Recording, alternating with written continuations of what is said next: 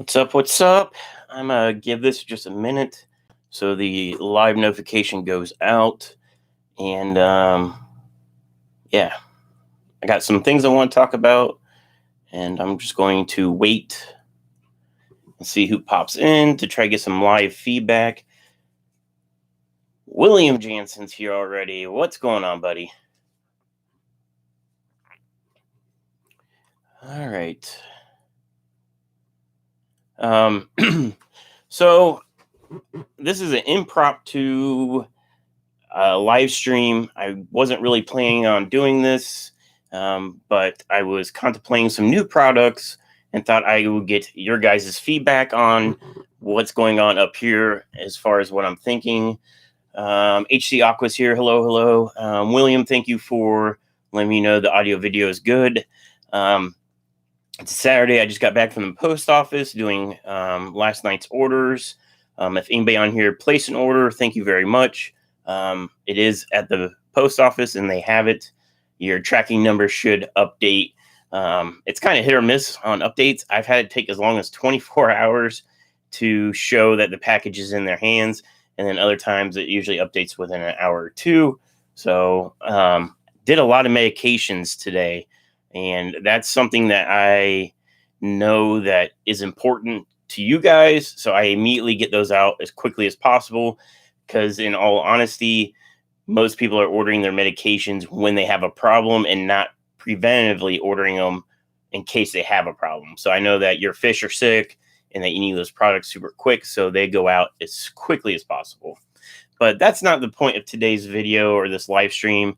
This live stream is strictly to get your guys' input, whether it's a live chat, drop a comment on the video, or you can even email me. It's sales@614fish.com with what you guys think about this. And the topic of today is apparel. And like I have my own shirt. I'm going to Ohio Fish Rescue here in a few hours.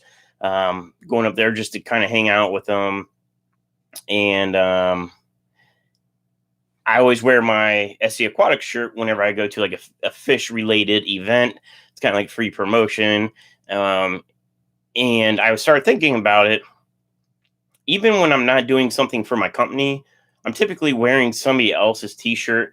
I have a Lucas Bright's t-shirt, the LRB Aquatics t-shirt. I wear that a lot out in public. Cincinnati Fish Club, which is not my local fish club, but when I was down there, I supported them. I bought one of their t-shirt. It says Cincy Mob. I'll wear that. I have a Flip Aquatics shirt, Aquarium Co-op, Mark Shrimp Tanks. I have a lot of t-shirts that I wear out in public. And I wanted opinions on what do you guys wear fish related shirts? Do you guys use them as like decorations in a fish room? Because originally I purchased shirts to hang up in the fish room. I was going to frame them and put them around, use it as like a border to the fish room. And then I ended up wearing most of them. But I was thinking apparel, not just like branding. While yes, that's something where, that could be a future promotion where if you spend $100, you get a free t-shirt or, whatever that number would be, $150. I don't know. Just ideas I'm popping in my head. But I wanted to think hard about designing specific aquarium related, maybe have like some shrimp. I actually did have a design made. It's a Blue Dream shirt, and it's just a shrimp. And I thought that'd be kind of cool to wear.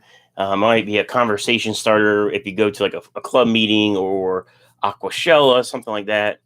And I didn't know if I should invest resources and time into designing multiple shirts. And the way I think I would do it is do the designs and then probably just start with like Teespring or a company like that. So I don't have the investment of stocking shirts, using that as the test bed to see, okay, what are people buying? All right, cool. People really love this shirt. No one's buying this shirt. There's no point in me stocking that shirt locally, because the goal would be for me to buy. I have a different the company I use for this shirt, I've used multiple times. I really like it. I like their company. They've been great. The only issue is if I have to buy 300 shirts of one print because you're ordering X amount of quantity of every size. So if you order small, medium, large, extra large, 2XL, that ends up to be A, a lot of revenue, and B, a lot of space and storage. This is the old closet. I'm going to have to, I think I want to take the doors off and make this all shelving because I am quickly running out of room for products. And I'm not at the point where I could go and lease like an office space, a commercial space. So I have to make use of what I have here at the house. William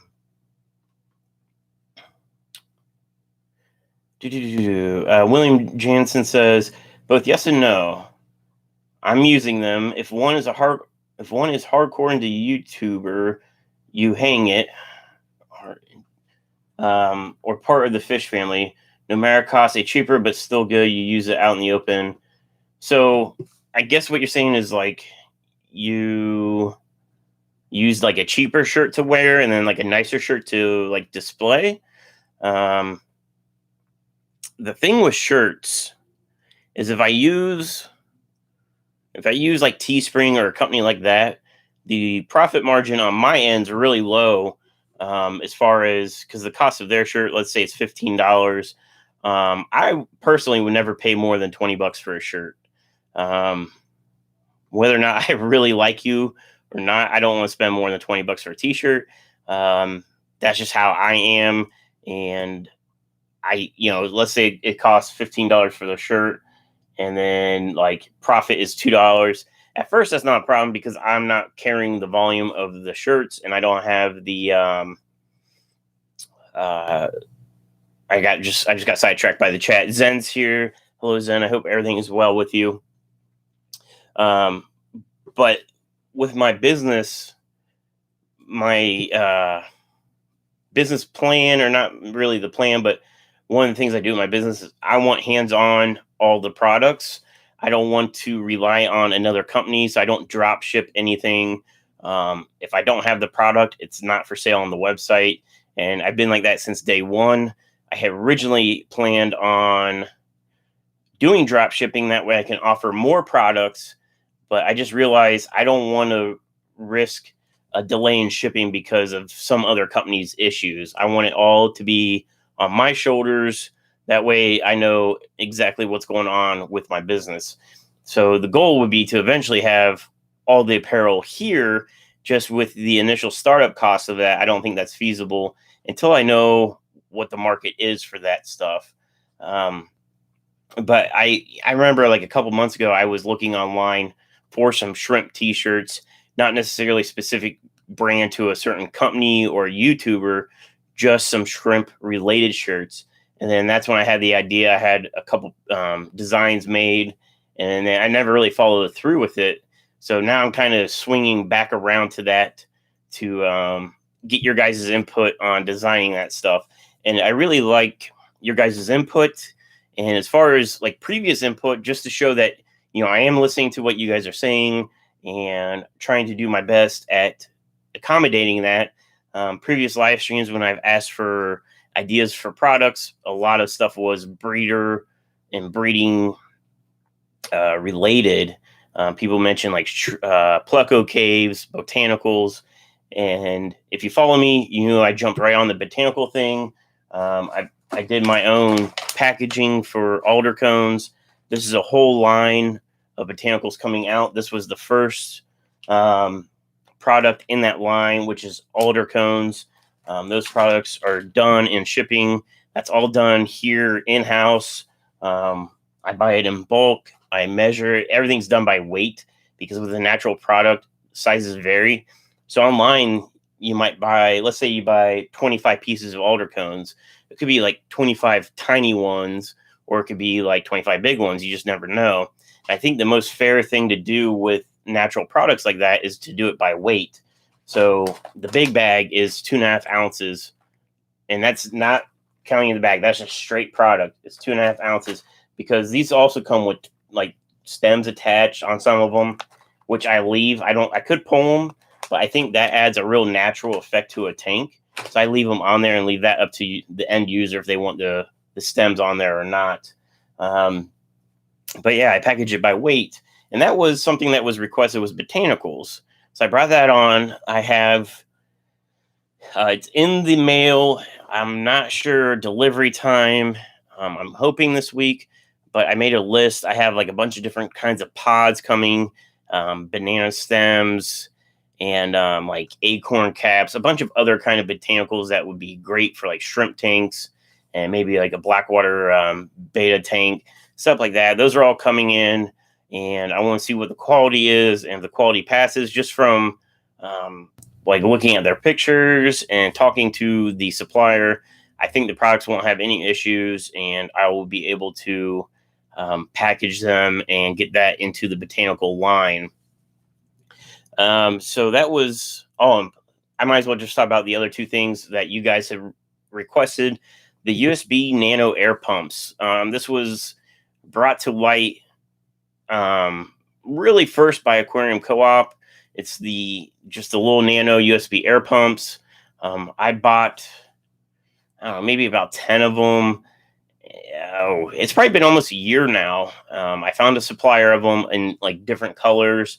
I just brought on red color ones just to try them out. I didn't really care what color they were. I just wanted to make sure that the pump itself lived up to the expectations, and they did. So now that's been like a year, I decided to bring on more. So I have a shipment of those coming in, and hopefully those will be online. I already have the power adapters for them. I had already bought the power adapters expecting to end up selling the USB air pumps. So the power adapters have been here for a year. They're sitting over there in a box ready to go. And then the third thing I was going to mention real quick is the Pleco caves. People were talking about they would want Pleco caves, and I found a supplier of them, and they are also in the air. They are coming from overseas, so that I could tell you they'll be here in 2 weeks. It could be a month, but those are on the way. And as long as they get here and they don't like get broken, and they are what I want as far as size, then those will be listed. But that's probably going to be a month out. But they are on the way. But back to apparel. I think T-shirts are the first thing to start with, and they made me move. I usually always wear a hat. I might not wear a hat that often on live streams, mainly because I don't want it shading my face. And but I almost always wear a hat out in public when I'm not at work. And so maybe a hat might be something that I would use a lot that I might end up doing. Let me see what you guys are saying. Zen says, good afternoon, sunshine. It's the weather here is actually nice. I think it's like low 50s, and it is sunny here, so that is fantastic. And I will be driving 2 hours to Ohio Fish Rescue, so at least it'll be sunny while I'm driving, so that'll make it nice. I got a lot to do before I leave, so I'm going to stay busy up until then. Susan for SLC Aquatics is here. Hello. I don't know if you caught my last live stream, Susan, but I had talked about you in that live stream and about how you are shutting down your fish room. Unfortunately, but life events dictate that sometimes. But as you said, you will be back into the hobby once all that gets worked out, and I can't wait until you come back into the hobby. Once your family stuff's over with. And yeah, so it's good seeing you in here. Griffin Fish Room's here. Hello. Let's see. William says, if I adore you, which I might do, doubt I care if it's 15, 20, or 30. It's a token. But if I buy random shirts, me personally, buy cheaper ones. Yes, so I'm the same way. Like I prefer cheaper, and my hands would be tied with using like Teespring. If their costs, I haven't used them before, so I'll just get that right off into the air. I'm on their website right now, and I don't know exactly all the costs associated with Teespring, but just for instance, Their classic tee starts at like $10.57. I don't know if that's just the cost of the shirt or if there's printing fees on top of that. Like I said, I haven't got into that far. I'm guessing that's probably the cost of everything. I would rather keep the cost of a t-shirt like at $15. I think $15 is reasonable for a t-shirt. The most it would be 20. I don't like going above $20 for a t-shirt. That's just me. I know, William, you said you would pay up to 30 if it's somebody like you super support, and that's like highly appreciated, but I don't want to gouge a t-shirt just because like if I was like, let's say I was a huge YouTuber, I don't, just because people pay $30, I don't want to do that. But I think this is something I want to do, and especially with Teespring, I think that will allow me to test some different product designs out, and with not having any costs, any startup costs in that kind of venture, I think that's going to be the route I go. And I have some designs in mind that I want to try, and I guess it's try it and see what happens. And if a certain shirt sells, then I will have the other company, the company that does this shirt, print me out the shirts, and then I'll stock them here. But you know, that's a big money investment, and like I said, storage space investment. This shirt is digital printed. I've done screen printing. Screen printing is cheaper once you do volume. If you're doing like, this is like a one-off shirt, I wanted to test the design, and it's way cheaper just to have it digital printed. The only thing with screen printing, and I find this to be, no matter who I've used a few different t-shirt companies. Since screen printing is putting the ink like on top, they, you know, squeegee the ink through the screen. It seems like after so many washes and so many times going through the dryer, the paint starts cracking. Where with, you know, this is digital print, and if like I'm looking at it, I can see like the quality is not that great anymore. Like, but the ink is still there. Like you still see the product and or the image. So I kind of like the digital print better for longevity, but screen printing is kind of like the standard, and it's cheaper. So I'm still up in the air about that, but I think most likely it would have to be screen printed. I would guess that Teespring probably does digital printing, mainly because it's not a high volume of a certain product. So they can just load the image that the person buys into their printer, and it digital prints it versus making a screen and then having somebody screen print just one image. So I would have to guess that they're digital printed as well. Let me see what else is up here. William also says, wild idea to service people overseas, get the screen print with your logo, and we could buy one of those, get our own shirt, and either heat on or visit a local printer to heat on. So I remember, who was it? I think it's the company that does all my stickers. So whenever somebody buys a product from me, you get this sticker in the mail, in the package. It's a die cut, so you peel off the round part, and then they can stick this on. Like most people put it right on their aquarium. They are not permanent adhesive, so usually you can put it on, and a year later you can peel it off. I haven't tested them longer than a year, so maybe, with the heat of your tank, maybe it'll be a little bit harder to peel off. But I know immediately I can put these on a package and they peel right off. And I use the same company to do these. So these are the consumer stickers. I have rolls. Let me tear this off real quick. So I get rolls of them, and this is what goes on the outside of the packages. I just use that to basically brand all the boxes I ship. This is a holder, just I designed and printed on my 3D printer. So that way this sits on my desk, and I can just pull a sticker off whenever I ship a new box. And I buy those rolls. I think they're like 500 stickers to a roll, and I just buy, I don't know, like 8 to 10 rolls at a time. And but I believe I'm getting sidetracked. So I believe that company does iron on logos and stuff. So that could be an option, William. That's a good idea for people that are overseas. They can iron it on. But I think Teespring will probably ship worldwide. I see a link to about global products, which would be fantastic because I don't ship overseas. Because with customs, majority of my products, my number one product selling ever is super glue. And then my number two is medications. That's various between like general cure, fungus cure, Furin 2. Somebody in Washington bought 3 boxes of the 20 count of Paracleanse, which is brand new. I just brought that in this week. So they bought 3 boxes of that.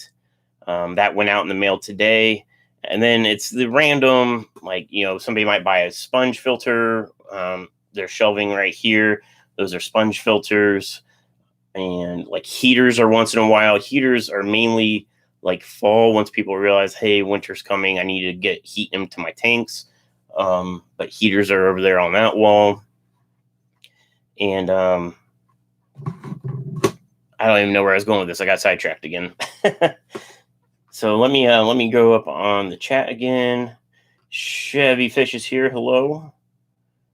Oh, so international. That's where I was going with that. So I don't ship international just because the customs. Glue, I can't ship. I don't even know if I'm supposed to ship it in the mail without marking it as ground shipping only.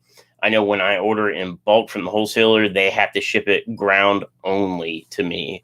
And the medications is huge because people can use aquarium medications for non-aquarium uses, and that's illegal.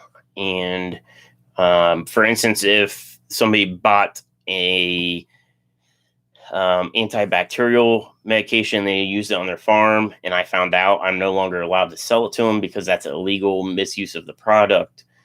And so that becomes a whole, medications is a no shipping overseas to begin with. And that's one of my number one sellers. It's in the top 5 or random medications. So Teespring would be able to ship overseas for me, I'm pretty sure. I think they even have a location over in England, maybe. I think I read somewhere. But I have to really research that company more.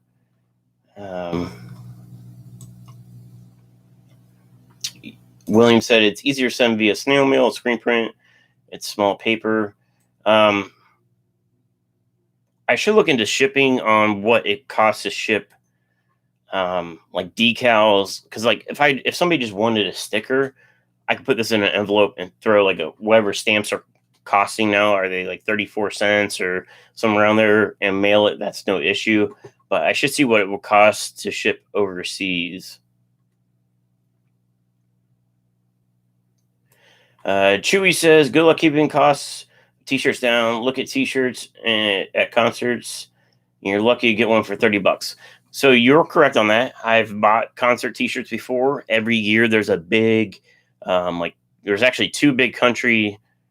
Well, actually there's 3 big country events here in Ohio. One is actually at Ohio State University at the Horseshoe, which is where the Ohio State Buckeyes play. There's a big one on the west side of the state, and that's like an all weekend, bring your tents, bring all your beer, and it's like multiple performers. And then there's one on the east side, same thing, multiple performers and bring a tent type deal.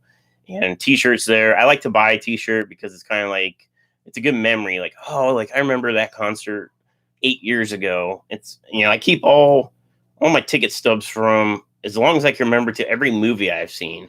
And I'm talking about, I could have been 5 years old and I still have the movie tickets in a little tin box. And same thing with any concert ticket. Growing up, I still have my first concert ticket. I have a keychain from that concert. And, whether I've seen everything from pop music country music. I've seen rap concerts. I've seen it all. And I keep all the ticket stubs. And I think T-shirts are a way I can remember a certain event, like Aquashella with their T-shirt. I can remember that event. That was my first event after starting my company that I went to, and I met a lot of great people. So, yeah, it's a good way to remember certain times in the hobby. Zen says, I like hand towels for fish related stuff. Koozie and coffee mugs are always good too. Okay, so hand towels. That's a great point. I'm glad you said that because that's not something I wrote down to talk about, but that is something that I want personally. So I use microfiber towels in my fish room. I prefer towels over like paper towels. And actually, I talked to Lucas Bretz about this when he was at my house a couple weekends ago to do his live stream. We had talked about towels, and he uses paper towels a lot because he has them in each section of his fish rooms. So like in his garage, he might have paper towel rolls on one rack. In his utility room, he's got paper towels. And because it's super easy to grab them and then you throw them away, where in his case, he might not want to use a regular hand towel because he doesn't want to bring, let's say, water, like any kind of contaminants from one room to the other. So that's how he kind of quarantines his rooms apart from each other, which I totally understand. He does have some of the cleanest tanks ever that I have seen. I have been to his house, I think, a couple times now, and it's impressive. So I totally understand where he's coming from. Personally, with me, I have one fish room. I always carry a microfiber towel. I just tuck it into my pocket, and it hangs there. And I want to get a branded towel, and I've been kind of struggling with finding a proper supplier. I've been looking at like golf towels, which are the towels that people clip onto their golf bag, and they use that to like wipe off the golf balls if they get muddy or wipe off the club face. If I had something that could clip onto a belt loop, I would like that too.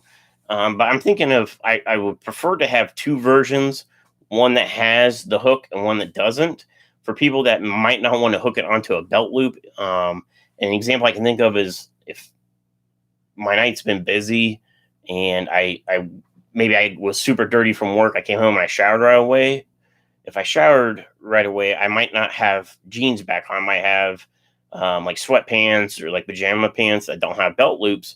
Then I might just want a regular towel that I can kind of just like tuck into the waistband. And then if that's the case, I don't want a metal hook on it. So I think two different versions.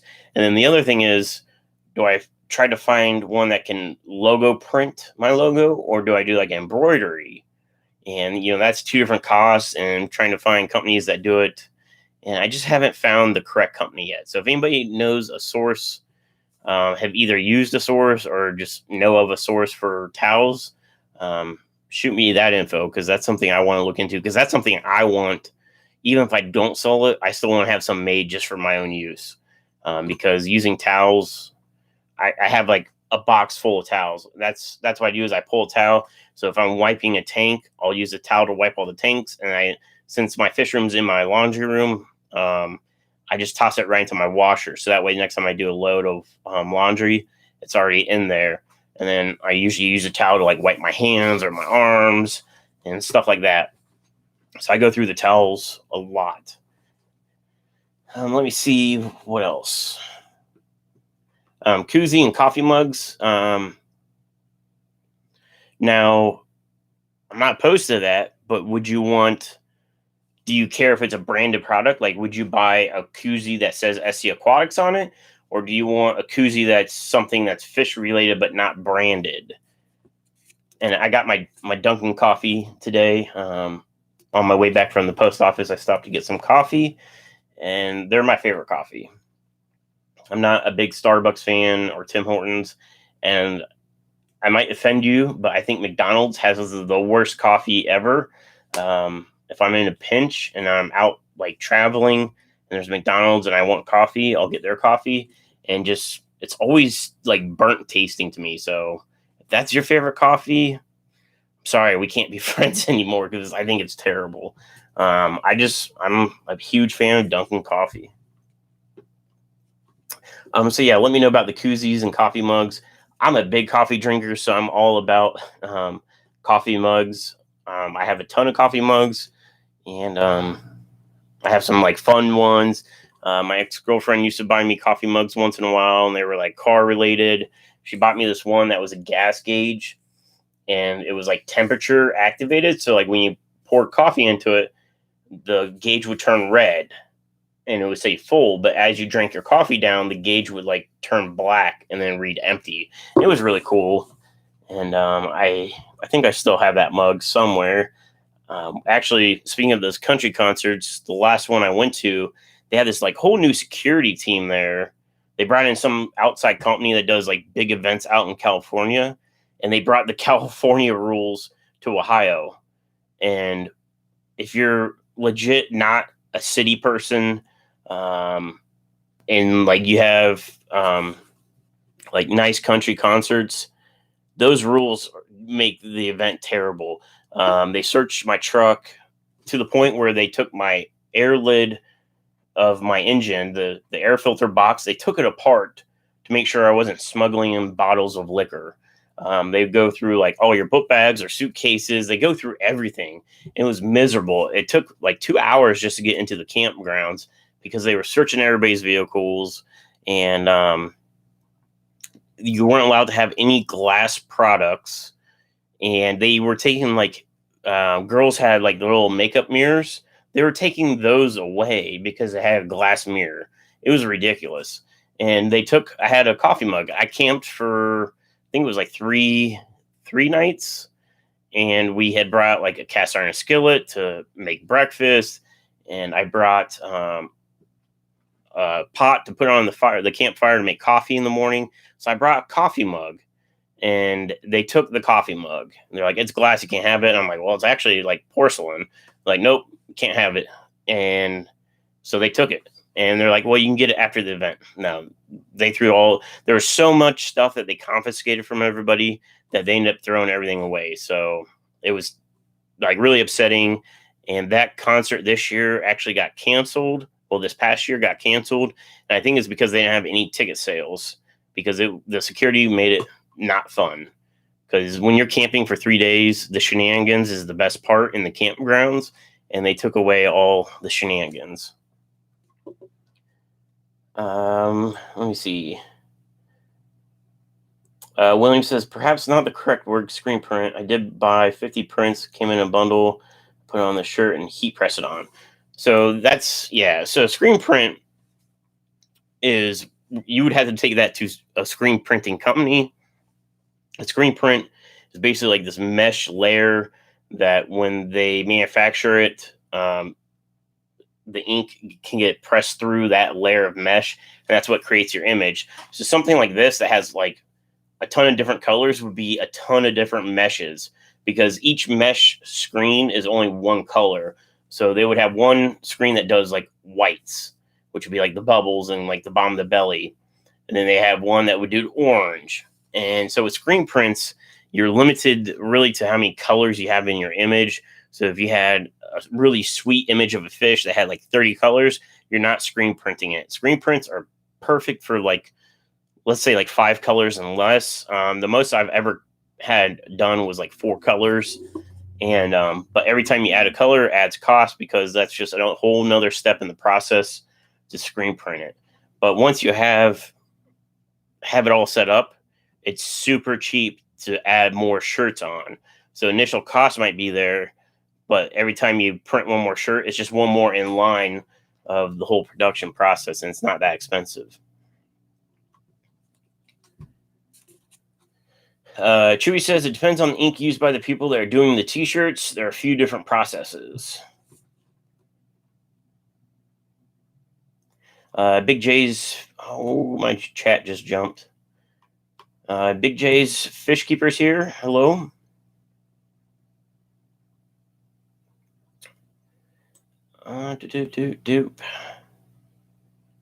William says an envelope and stamps easy to ship. That is correct.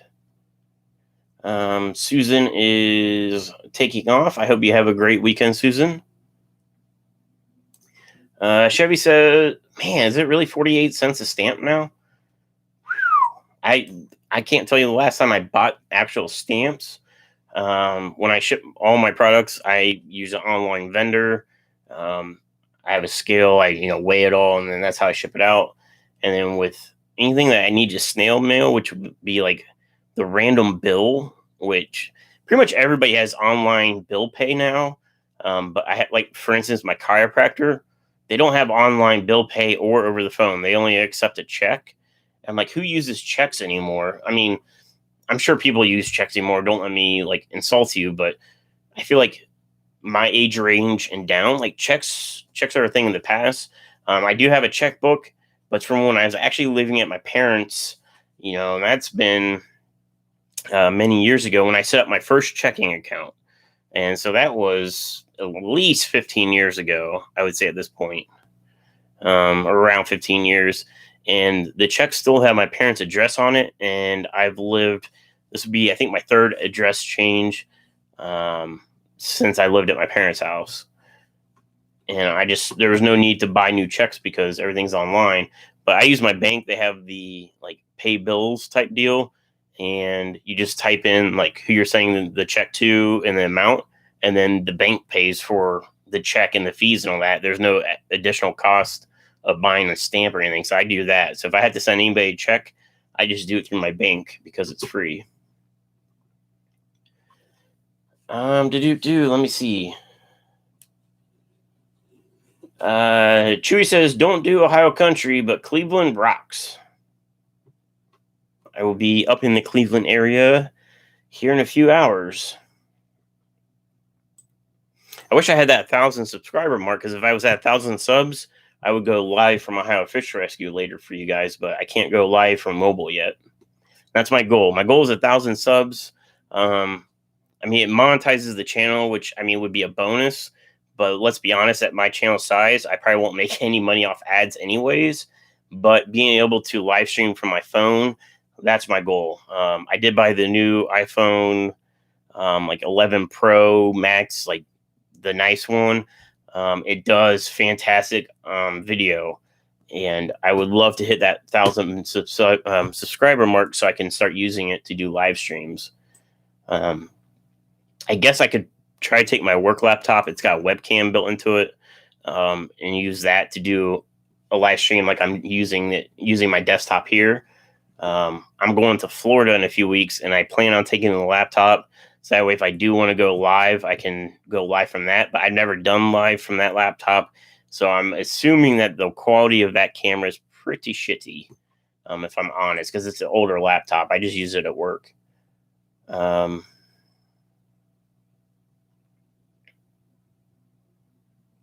Let me see.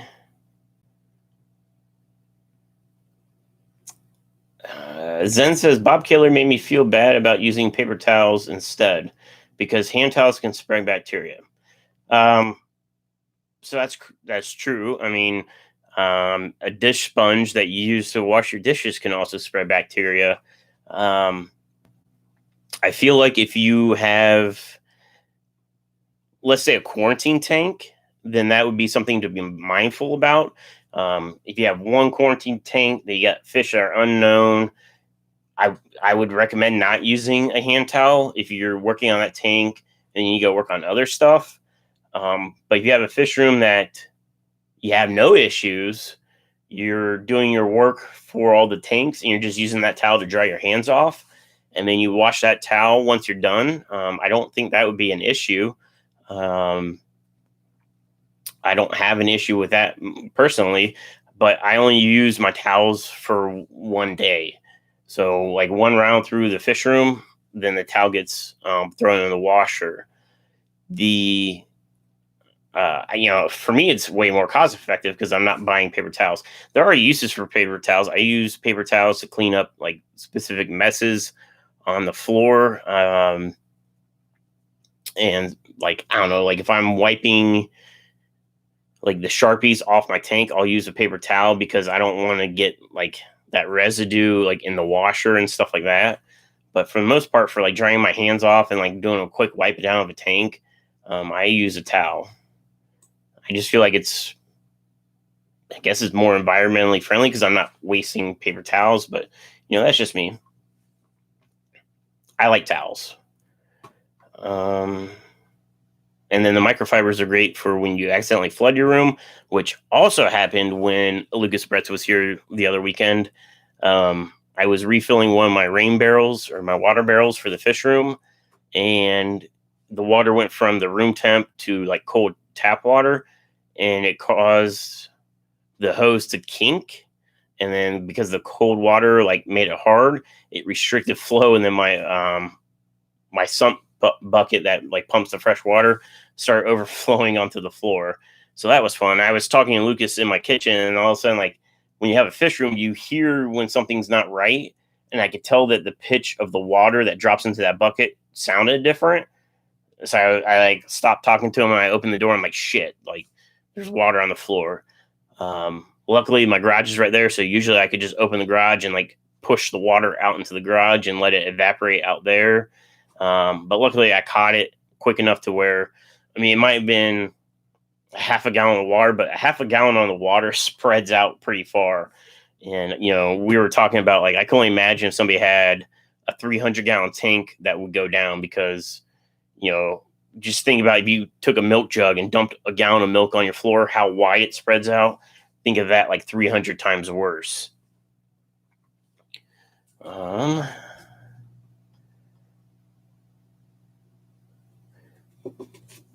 Chevy says towel with a loop, but no hook.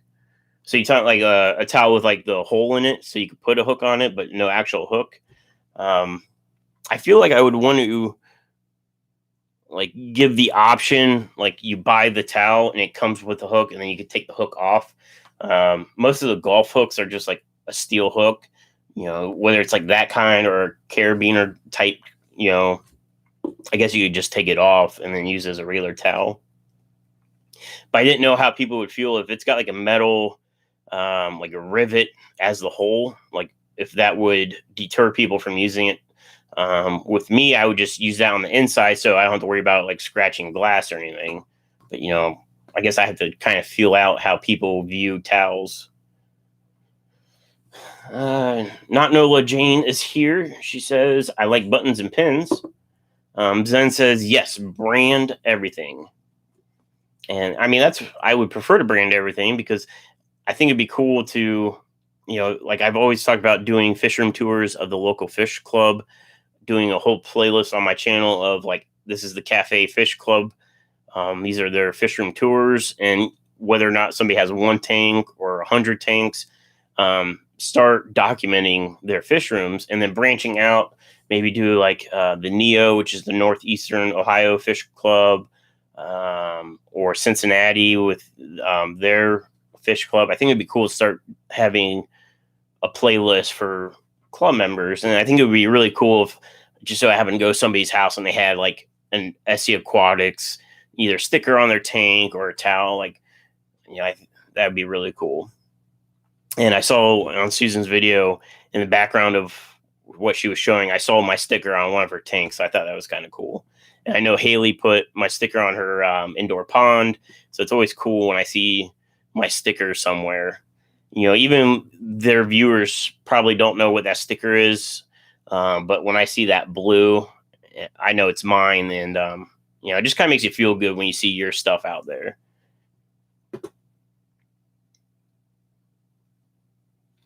Zen says you can always put another design or statement on it too.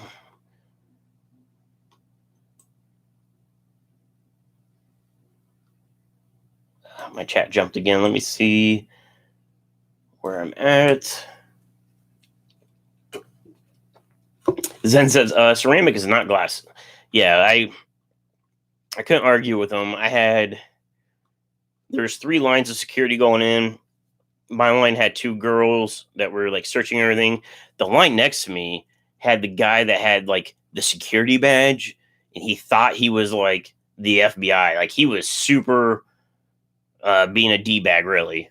He was super into it, like tearing everybody's stuff apart. And I was like in the air box. I was like, really? Like out in California, that must be where people like hide the drugs to get into those like rave party concerts or whatever. But I was like, dude, this is a country concert. Like, people are not going that hard with like hard drugs and stuff like that. We're trying to bring in, and you could have unlimited amount of beer. It just couldn't be a glass bottle. So like we could have brought liquor in as long as it wasn't a glass bottle. I don't know. It just, they thought people were going to kill each other with coffee mugs somehow. It was stupid.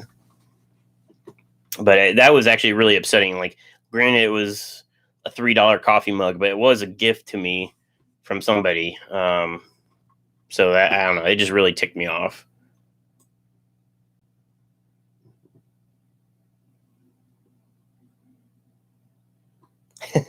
Chewy says liquor and drugs festivals in BC. I'm assuming that's British Columbia.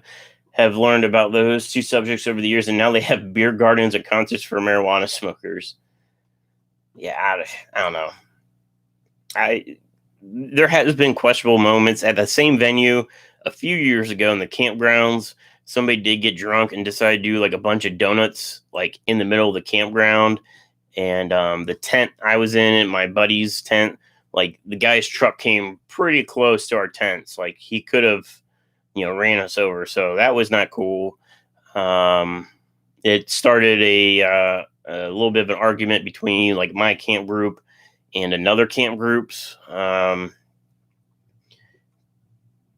like with that aside, the campgrounds, like I have more fun in the campgrounds than I do at the concert. It's just the atmosphere is way better. And there's been times where it was like so hot that we all basically took a tarp and like made a canopy over all the tents and the vehicles. And we basically just try to stay out of the sun. And we're just sitting in lawn chairs, just drinking all day, trying not to get sunburnt. But they kind of got rid of all that fun like 2 seasons ago. So I think that's why it failed last season. Let me see. You could put something funny, but put your logo on it somewhere too. Yes, I need to find somebody that's good at logo designs. I've been using an online company to do, like, I paid somebody to do my logo, and that's what I did with the shrimp logo that I was talking about earlier in the stream.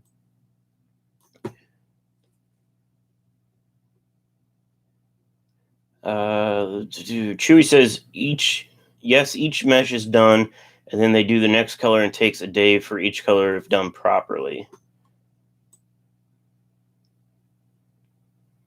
Yeah, see, that might be like the proper way to do it. I've seen watching online where they go through all the colors. They have the t-shirt, like the mesh screens on a wheel, so the t-shirt's stationary, and then the screen like slides around. They'll do one color, lift it up, slide it, do the next color, and keep going around until that shirt's done, and then they move to the next shirt. Actually, no, I take that back. I'm wrong. The shirt moves too, so they do like all white press, move the shirt, and then on the very back end, there's like a UV light that must like quickly dries that paint, and then that shirt comes back around, and they start the next color. So they use like some sort of UV light to dry it real quick.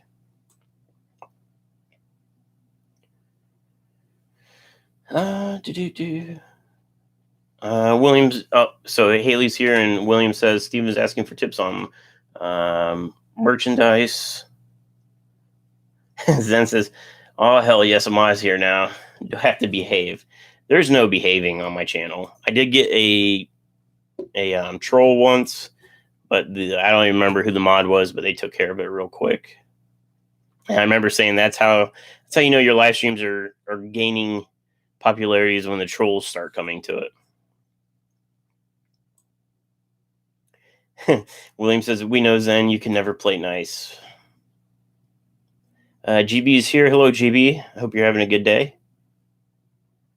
Haley asks, "Are you going to OFR tonight?" Yes. So Matt from Matt's Monster Fish was supposed to be going, but he had car problems this morning, so I don't think he'll be making it. I plan on still going, as long as I can get everything done here that I need to do, and hanging out up there. I might try to talk to them. They're going to be doing a live stream studio in one of the bedrooms, so I might try to give my thoughts or opinions on what they're doing. I don't know where they're at on that, if it's just an idea, if they're starting on that, and hang out and enjoy all the monster fish that's up there. I know tomorrow Josh is getting some discus, and that's why a reason Matt was supposed to be going up there. I don't know if Matt's completely out for the weekend or if he's delayed, but it sounds like he's out. But I plan on going, leaving here in, I don't know, an hour or two.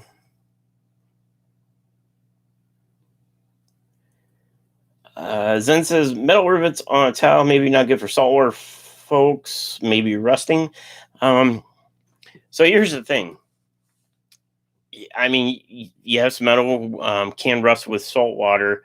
The thing is, in my opinion, you should be washing these towels fairly often. I feel like anytime you're doing laundry, you should be washing these towels. Like we were talking about a minute ago with bacteria spreading. Anytime as soon as I'm done with that towel, it goes into the washer.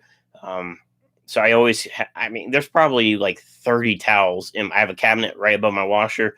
There's probably 30 towels in there, just hand towels that I use. And I feel like they need to be washed. And if that's the case, salt water wouldn't have any effect on it. But I mean, technically it could, but I don't think it would have a problem. Salt water is one of those things where, at least in my experience, I had that nano tank, which is officially done. I sold off all of my saltwater stuff, and I did it was a Fluval C. I want to say it's like 14 and a half gallons. Freaking nightmare. So when people say for your first salt tank, don't do a nano tank, they are correct. Do not do a nano tank.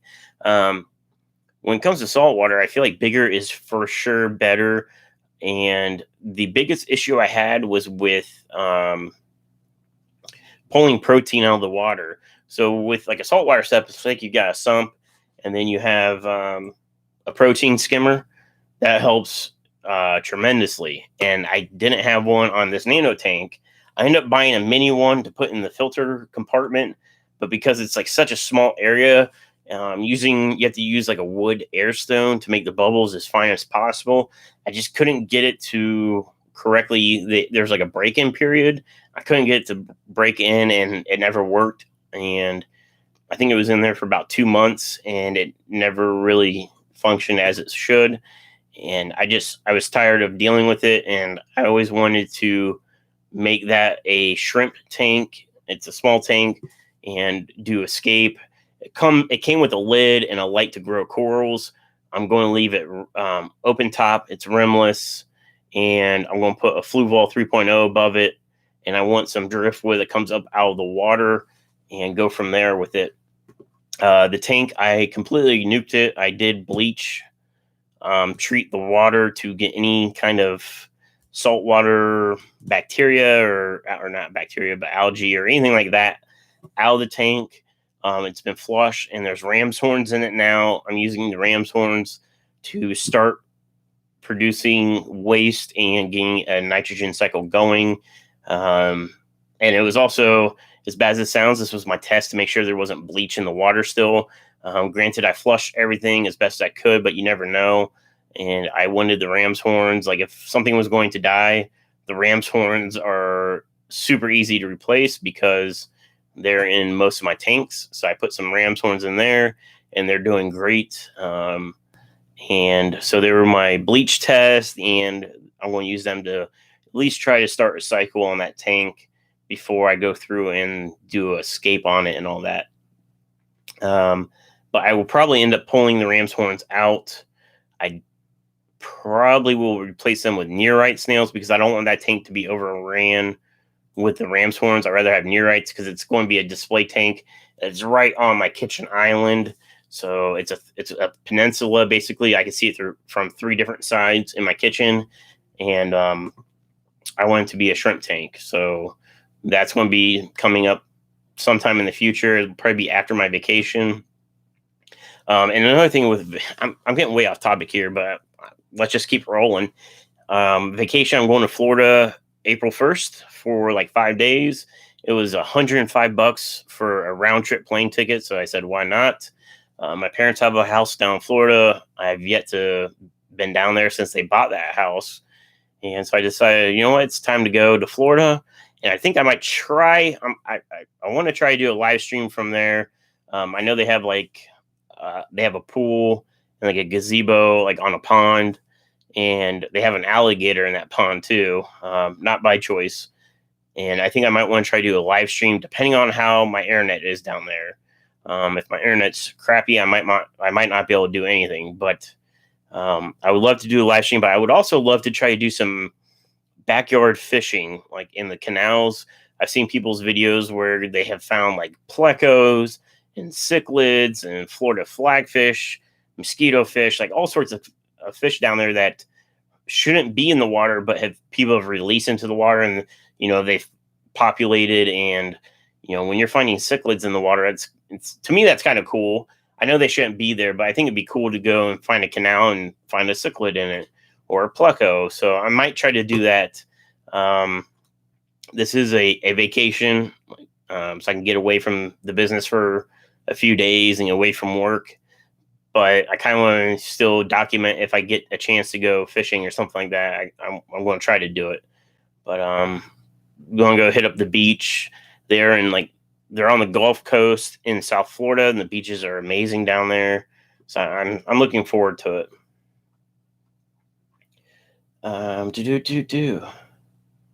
William says metal on towels. What crazy towels in the States never seen?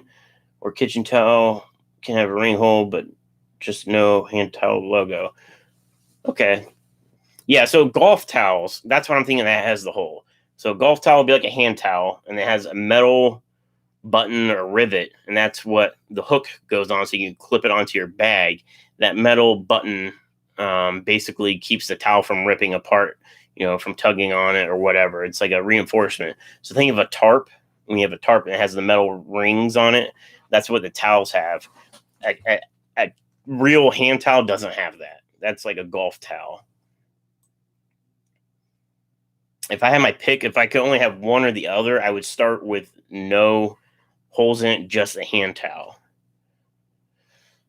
Oddball Aquatics says, party!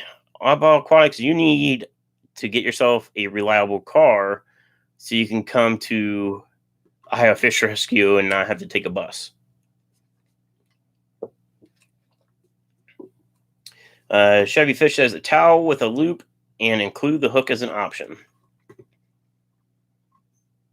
Yes, that's definitely a possibility. I think the hand towel, as far as merchandise outside of the T-shirts and stuff like that, the hand towel is the one that I need to and I want to work on first, because that's something I'm going to personally use, and that's something I really want myself. So I will be working on that.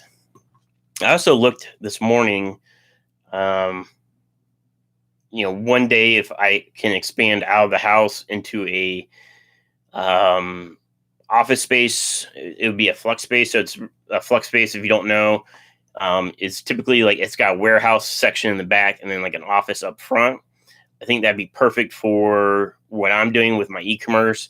If I have a warehouse in the back, that could be housed for fish tanks, and I can do my imports from there. And then with the office space up front, I don't need necessarily offices, but I can use those for storage of hard goods. And then they usually have a lobby, so I could do like local pickups or even do like a retail store, which would be super awesome too. But after looking into it, it's so expensive. I can't even contemplate going to a retail store yet. It's thousands of dollars just in rent a month. So can't do that yet. One day, if everything goes as I hope, one day I'll have a retail store.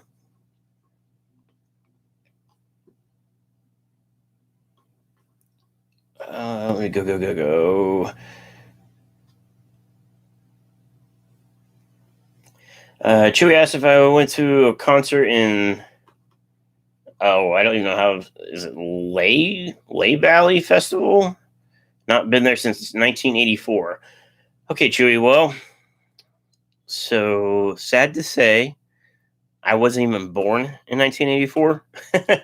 But no, I have no idea even what you're talking about. I'm not even sure what Lehigh Valley is or where that's at.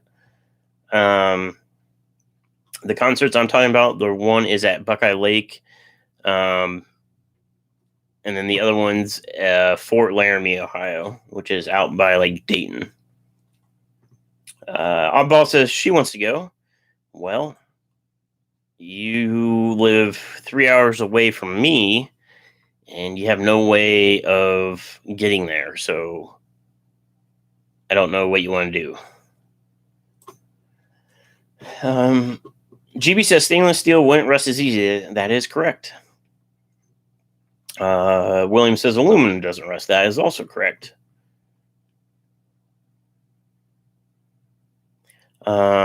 Chevy fish the metal hook is permanent on the towel. It clings around the dryer and chips the dryer interior paint, and the sound drives you crazy.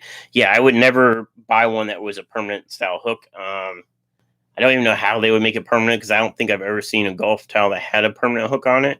And I think mainly for that reason that you could toss it in your washer or dryer and take the hook off.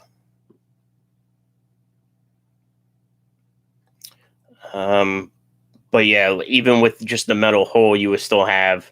But I mean, it wouldn't be like any different than if you have jeans with like a metal button on it. Or like if you're washing a jacket and you can hear the zipper hitting. Yeah, it is annoying in that aspect. And I guess if you were washing your towels as often as I do, it could be an issue.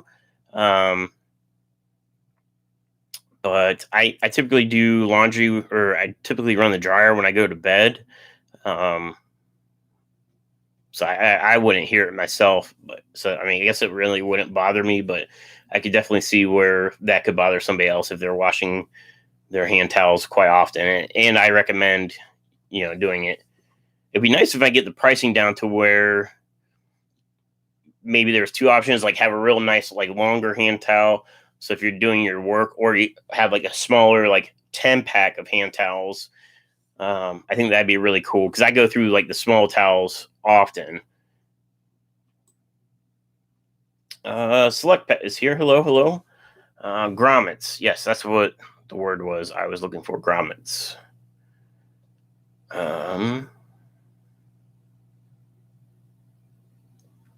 He says same as overalls with buckles. Yep. Zen says for your information, they make loop clips separately for any standard hand towel.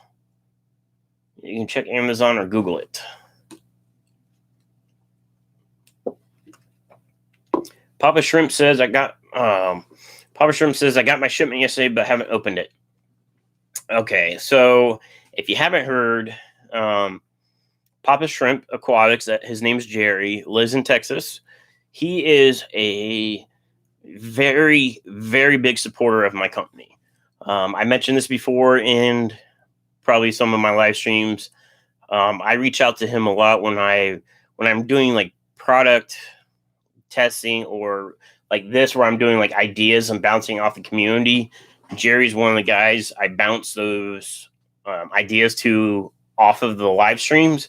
I met Jerry at Aquashello last year. We ended up hanging out quite a bit in the lobby and at the event. That was right after I started my business, and he was thinking about starting his own business, and we kind of bounce stuff back and forth from each other. He's the one that I did some testing with hang on breeder boxes, and his opinion on certain brands and how, his experience and then what I've seen kind of led me to the direction of buying Phoenix products for the breeder boxes and stuff like that. Well, anyways, Jerry had a very unfortunate event happen. His house caught fire this week, and he had sent me a message. It was like 6:30 my time in the morning, so it was, I think, 4:30 his time. He had a bunch of fish tanks in his bedroom. The fire started in the bedroom, and he lost all the fish tanks in that bedroom. He has no power, and there is a GoFundMe started for him. And if you guys can donate, instead of doing like a super chat to somebody this week, maybe you can donate to the GoFundMe and try to help Papa Shrimp out, because he's got a long road to recovery. Luckily, the house isn't like a total loss. Like, the house didn't burn to the ground, but it is going to require a lot of work to get it back to where it was and replace those fish tanks and clothing and furniture and all the stuff that goes along with, having a fire at your house. The smoke damage is what really can wipe a house out. Even if the fire is not a total loss, the smoke damage can really take its toll on everything. He did release a video yesterday, kind of just a quick walkthrough of everything. Luckily, he moved a lot of the tanks prior to the fire into the garage. He's building out a fish room in the garage. And from what the video shows, it looks like there was a lot alive in those tanks. Jerry can, correct me if I'm wrong. So, hopefully he can get those fish out of where they're at. And he says Jattering Aquatics is on his way to pick up shrimp and fish. House is totally ruined by smoke. Yeah, so I don't know. Honestly, I've never had to deal with it. I've seen like ads for like companies that deal with smoke damage. And I know that I had a heater blow up in this tank a few months ago, and it's a nano heater, and that heater almost wiped out the beta. The beta is alive, doing fine. I came home and I could smell the electrical smell. I was like, what is that? Because, there's a lot going on in this room. The computer, I got lighting, camera, microphones, and all this stuff, right? So I'm like, what is that smell? And I look over, and I can see the beta is at the surface, and I can just tell it's not happy.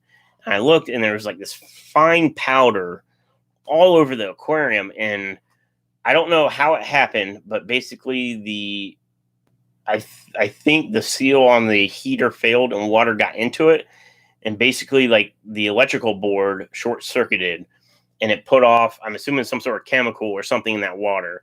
Smelled terrible. I had to do like a 600% water change, and somehow all the plants survived that, doing the 600%.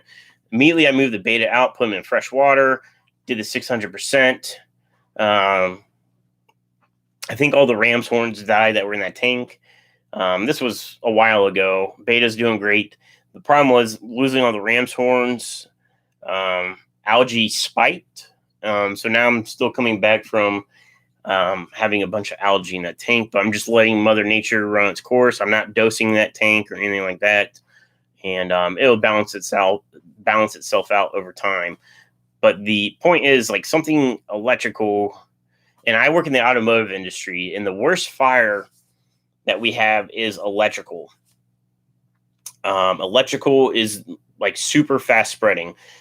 And I've seen it personally. I've seen it where, especially with aftermarket, people adding electrical into a car for accessories like LED light bars on their Jeeps, or the biggest one, sound systems. And they're adding wiring to the battery, but they're not putting a fuse on it. What happens if you have a short circuit and you don't have a fuse, that whole wire becomes a fuse itself. And if you have a wire from the front to the back of the car, that whole wire goes up in fire like that. And the house is the same way. So always make sure, I'm not saying anything on Jerry, because I don't even think he knows the actual cause of what started it. But, as far as everybody else, make sure you're using power strips, and power strips are only going to really protect you against surges. Your outlets, you really need to have GFCI outlets. I believe that stands for like ground fault, GFIC, ground fault interrupter circuits. And it's not as expensive as you would think. I helped my buddy build a cabin, and I did all the electrical wiring for his cabin. And with a GFCI outlet, if you put one in, and you run it in series, the outlets after, and you have to read the manufacturer specifications on how many outlets you can daisy chain, but you can run one ground fault outlet and then standard outlets that are basically ran off that one outlet. And I think the brand he used, we were able to do 3 outlets in a row. So it's not like you have to have one in every single spot. You just have to have the one master. And then if you have an older house and you don't want to do it that way, you can actually get a ground fault interrupter that goes into your breaker box. And those are recommended anywhere there's moisture. So any outlet that's outside, near washer and dryer, in a kitchen, they should have those style outlets. But electrical fires a lot of times are caused by something that's overloaded, but it's not tripping a breaker. And breakers, I don't know if there's a test. All the breakers in my house were brand new when I bought the house, and it's been about 5 years.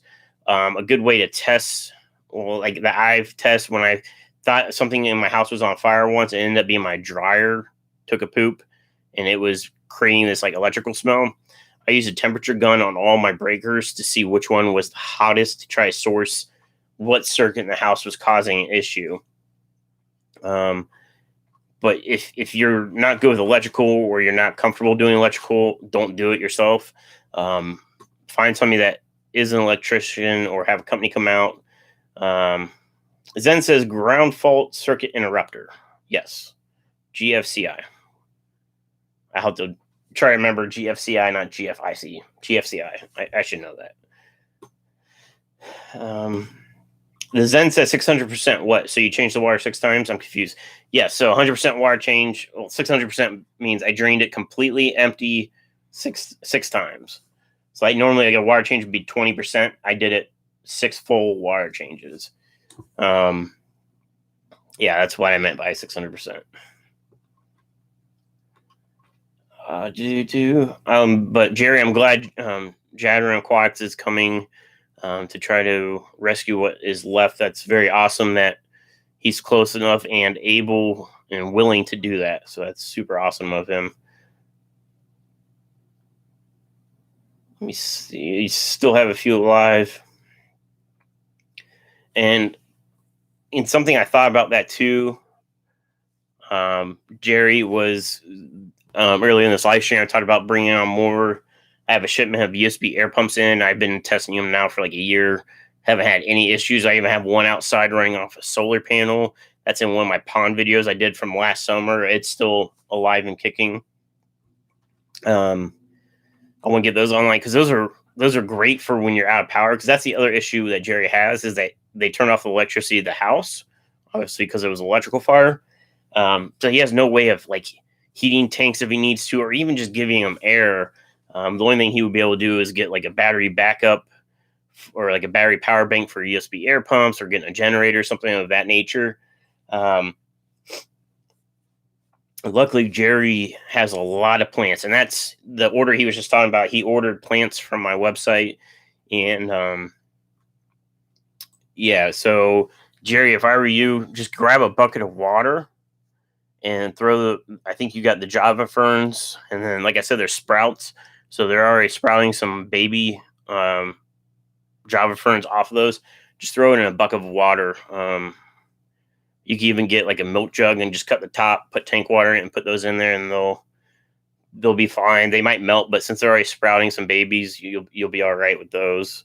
I know you don't want to have to mess with that right now. You got a lot going on, but if you want to try to save those Java ferns, that's a way to do it. Let's just throw them in a bucket of water. And when I shipped that to you, I checked the weather route, and it was like getting down in the 40s. So there's a heat pack in that box. So eventually that heat pack won't be viable. Let me see what else.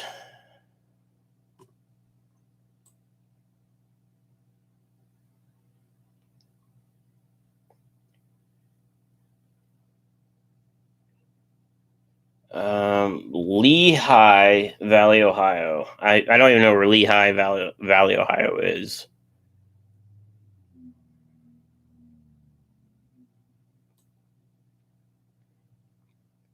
Oh, Legend Valley. Yes, Legend Valley is where I was going for the country concerts.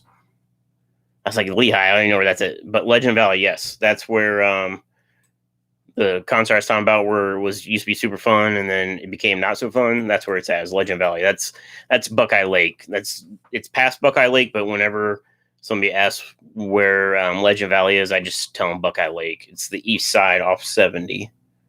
But yes, they've had concerts there forever. Um, Let me catch back up.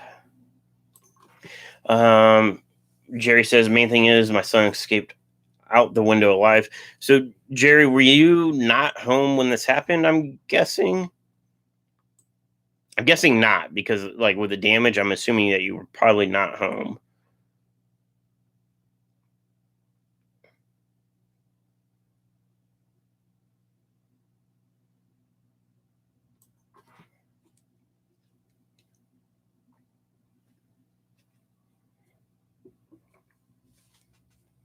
Select Peck says regular aquarium heaters work on basically the same idea of incandescent light bulbs. Electrify a wire to heat it up. So heaters should be changed fairly often. They will burn out or lock on. So I have in my 75 gallon, which is my, I think, oldest tank I currently have. I have replaced. I run two 300-watt heaters in that tank, and I think I've ended up replacing both of them by now. And they've always just failed to where they don't turn on. And the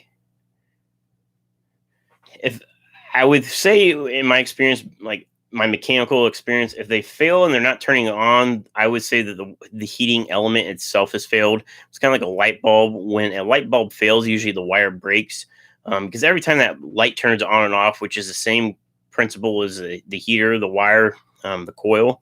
Oh, here comes Charlotte. Um, the wire ends up breaking, and you're running amperage. And although it might be a small amount of amperage to heat that wire, it's that amperage that is creating the heat, and that's going to take wear and tear on that coil. And just same thing with a light bulb. And usually, the cycles is what ends up killing it. However many times it turns on. So if you're in a cold room and you have your heater going, that thing might be cycling 30 times a day, 50 times a day. The cycles is what ends up killing it. And the other thing I always worry about, and I almost ran into this while Haley was here, was when I was refilling my water barrel, the water level got lower than the heater, and then we smelled something burning. And what you have to watch out with glass heaters is that glass gets hot, and if you introduce cold water to it, it can explode. And the same thing goes with, and if I can compare this to the automotive industry, windshields. Before I worked on cars professionally, I worked for a glass company, automotive glass company, and we sold like windshields. You would not be surprised how many people broke the windshield of the car because they went to the beach, they had a wet towel, or they went to the pool, and then they would throw the wet towel across the windshield to dry it out versus like throwing it on the hood. People are just thinking the windshield's cleaner, and with the coldness of the towel, even the water's not cold, it's going to be a lot colder than the glass, and it creates that shock and it cracks their windshields. And the same thing can happen with your aquarium heater. A way you can kind of foolproof that is they sell titanium heaters where the shell of it, instead of being glass, is titanium, so you can kind of avoid that. And they're supposed to be more reliable as well. But yeah, as far as that, I don't know. I've never personally ran a titanium heater. I don't even sell them. I can, like, all my wholesalers have them. I just never had anybody ask for them, so I was like, there's no point in bringing them on. But if you wanted to be safe, you could do preventive maintenance. The only thing that would suck, I don't want to say it's a ticking time bomb. Heaters are going to fail. They just will. They're not a foolproof, last forever type item. It's more of like, when will it fail? You could say like, hey, every year, every 2 years, I'm just going to change them all out. And that way I don't have to worry about it. One of the things I always like is redundancy. So my 75 gallon, to keep it at the temperature I need, I only need one 300 watt heater, but I run two. If one 300 watt heater fails, I have one that still runs. If the 100 watt or 300 watt heater fails and turns on, it's not powerful enough on that 75 to cook the fish. And that's the problem that you can run with. If I ran that 300 watt in a 10 gallon, it's going to heat up quicker. But if it fails on, I'm definitely going to boil that water. If the tank was smaller, instead of running 300 watts, I'd run three 100 watts. If one fails, I'm still running 200 watts of heat. If two fail, I still have 100 watts of heat. If one kicks on and fails in the on position, the thermostat inside fails on, I'm only having 100 watts of heat pumping into that tank. So redundancy is something to look into, especially if you have, if it was a minnow tank, something that I'm not super concerned with livestock as far as cost, and would I be devastated if I lost them? Maybe I won't do a redundant system on that. That's another reason why my fish room's heated from the air instead of individual tanks. It costs. The number one reason to heat a room is it's way cheaper. I have a 1500 watt heater box. That's equivalent to 15 100 watt heaters. Well, as soon as you hit 16 tanks, more cost effective to run a heater box to heat the room. And it's not running, it doesn't run all the time. And I've even tested, I have two heaters. One's a forced air, so it's got heat coils and it's got a blower and it forces air through it. And then I have an oil-filled heater. The oil-filled heater, so if anybody wants to know, the oil-filled heater is more cost-effective at heating that room. I ran the forced air for a year and a half, and then this winter, my electricity bill was pretty high, so I decided, this would be a good opportunity to test an oil-filled. And the theory is, the oil-filled, it's sucking electricity, heat up the oil, but then it hits its temperature and it turns off, but that oil is retaining heat and it's still radiating heat out into the room. A forced air heater heats up those coils, it's blowing hot air out, and it's quick to heat, but when it turns off, the coils cool off almost immediately. The fan turns off, and you're no longer generating heat. And I proved that it's pretty, to me, it seems common sense. Yes, the oil heater is going to be better. I ran just the oil heater, and it is true. It is more cost effective to run oil heat in your fish room. The only thing I would do is probably get a box fan to help circulate the air around the room. But my room's small enough that it doesn't really matter. But the difference is, the only other difference I found is that when I run my electric heater that has the fan, it keeps the moisture down. The coils help burn off the moisture, which you think moisture in the air is humidity, and it's not going to do much, but it substantially lowers the humidity in that room if I run the forced air heater versus just the oil heater. And that's how Fish Rescue heats their fish room. They have a gas heater. So it's a ginormous version of what I have. It's what you would see in a warehouse, and their humidity, with the amount of water in their fish room compared to mine, their humidity is actually lower than my fish room.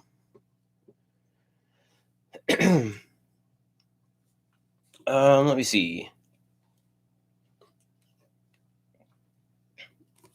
Zen says, I'm in Houston. If you need anything, I'd love to help. And then she says, Charlotte. Yeah, she walked back out.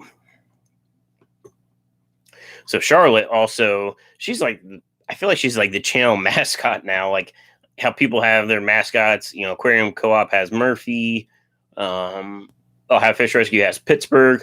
I feel like Charlotte's my mascot now. Papa Shrimp says, if allowed, I do have the link for the GoFundMe. Go ahead and post it, buddy. If you're, I don't know how that works. If you're not a mod, I will just make you a mod. So you can post the link. You should be a moderator now, Jerry, so you can post your link.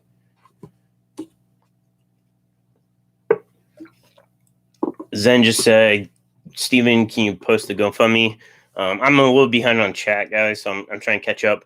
Jerry is a mod now, so you should be able to post the link to the GoFundMe. I donated to it. I saw Flip Aquatics, so I've dealt with Jerry a lot because he's a consistent customer of mine through the website, and I've met him in person. That's how we actually met, was in person, and he's a great guy. And the other thing is, he's also a big supporter of Flip Aquatics with Rob, and I saw even Flip Aquatics donated to the GoFundMe, which I thought was awesome of Rob to do as well. I really wish I could donate more. It's just, money's tight with running everything.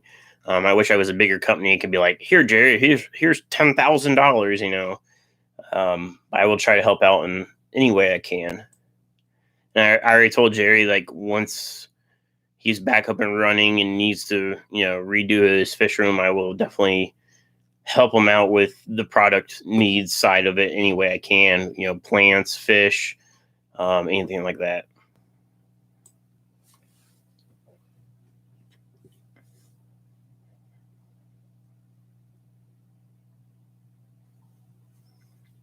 Select Pet says, that's the same as residential water heaters.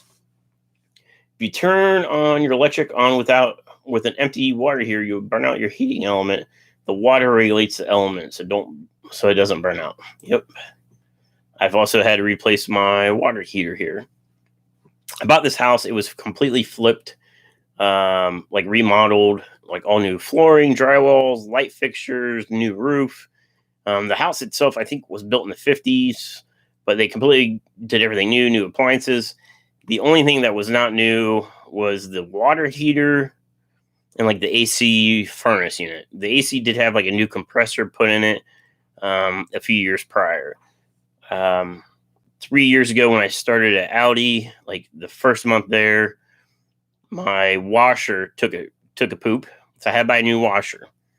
Like a week later, my hot water tank took a poop. And I was limping the hot water heater on. It has like this electronic, it's a gas heater. It has this like electronic igniter, and it like turns itself off if there's like a fault, and it kept faulting. I found like a hack online. What's dumb about this heater is it's almost like a one-time use. Like once it gets a certain fault, it won't let you ever reset it. I found a hack online where you can like basically take the circuit board apart and like short circuit it to clear that fault code out. And it worked for another few months until it set that fault again. And at that point, I was like, I'm done messing with this thing. I'm just going to buy a new hot water tank. And that was a week after my washer took a crap. And then like a week later, my dryer took a crap. So it was like everything comes in threes. And unfortunately, it was like 3 in a month. So that was a struggle with having to buy like decently major appliances for the house. Knock on wood, I haven't had anything else fail. I fear that my next thing will be the furnace, and I don't want to have to deal with that. I am on a slab. I don't have a basement. I really wish I had a basement because I'd have way more room for all my products and fish and all that stuff. But this is a slab, and all the ductwork is in the concrete. It doesn't go up into the ceiling and like around the house. It all goes into the concrete, and that's how the air comes up like out of the floor. So if I have any plumbing issues or actual vent issues, I'm screwed because that means I have to tear up the floor to do it. So I'm hoping I never run into anything like that. Let me see.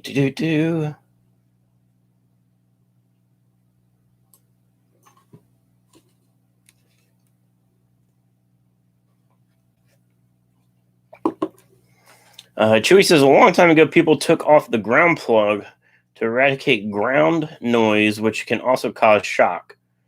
They developed electric phase switches for that purpose now. Also, that's a lot of reasons why people heat their fish rooms so they don't have to keep worrying about heaters. Yeah, I mean, so not heating 30 tanks, here comes Charlotte. I'm not worrying about heating 30 tanks is huge, but I think the biggest thing is cost.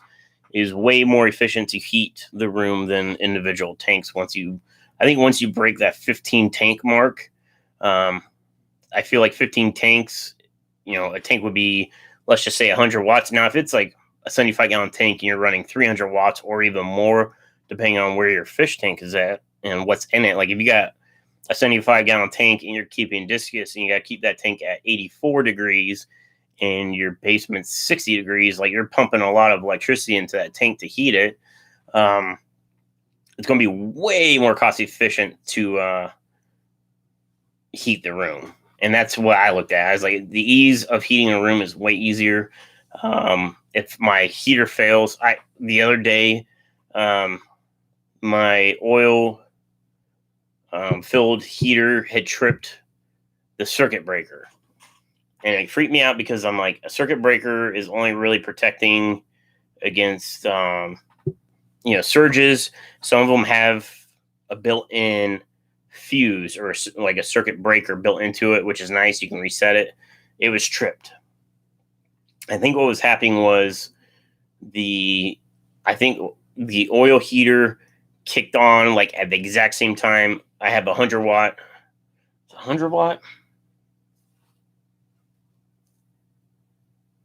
Okay, I forget what watt it is. In one of my storage barrels, I have a heater in it so I can bring up the temp way more quickly in case I need to do like extra wire changes in one day. And I think that heater and the oil heater kicked on the exact same time. It flipped that circuit breaker. Because of that, and it must have happened like in the evening or at night after I did my wire changes. I walked out in the morning. I'm like, whoa, my fish room's way cooler. Like it's normally 75 degrees, 76 degrees. And I'm like, it's definitely colder in here. And that's how I knew I had a failure.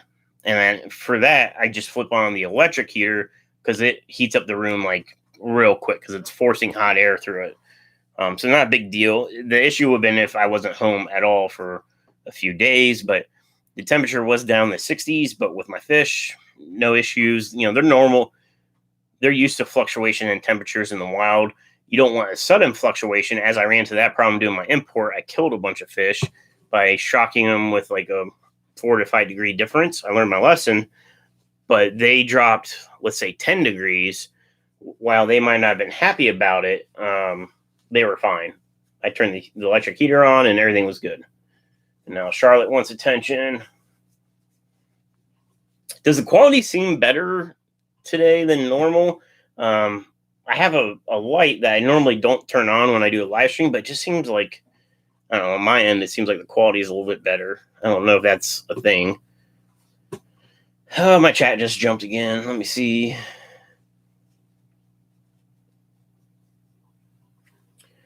Zen says, Steven, give me a wrench just for a minute. You can take it right back. I want to post his link. I will do that. You should have a wrench now. Slug Pet says, when you tear up the floor, just go ahead and dig a basement. So, yeah, that would be a thing. I've looked at doing like a ginormous shed. My friends got this.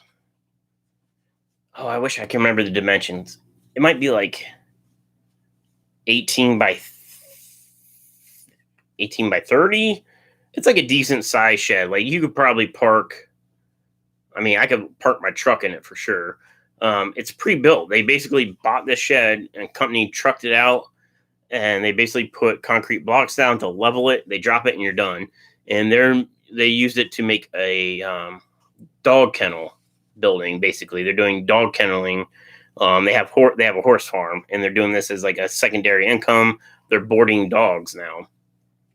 And as soon as I walked in there, I was like, this would be an awesome fish room.